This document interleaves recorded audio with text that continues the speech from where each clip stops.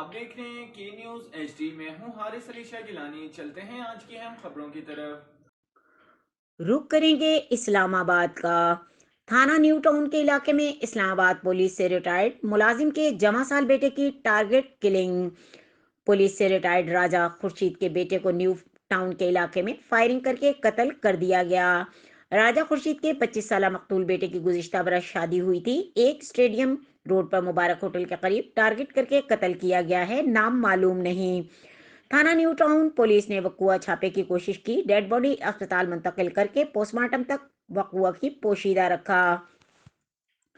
Police واقعے کی تحقیقات کر رہی ہے. ابھی تک مقتول کا نام معلوم نہیں ہو سکا. متعلقہ افسران موقع پر موجود ہیں.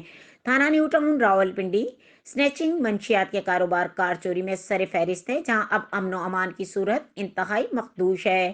مقتول بلال کمرشل مارکیٹ میں جم چلاتا ہے، جسے Nawaz Sharif park stadium road پر فائرنگ کر کے قتل کیا گیا. Regional police officer, city police officer اور ایس ایس پی آپریشنز تھانہ نیو ٹاؤن میں طویل عرصے سے تعینات ملازمین کے جرائم پیشہ عناصر سے روابط رکھنے والے کرپٹ ملازمین کو عہدوں سے ہٹا کر محکمانہ انکوائری کریں. مزید خبروں اور اپڈیٹس کے لیے ہمارے ساتھ رہیے گا. تب تک کے لیے اپنا خیال رکھیے گا. اللہ حافظ.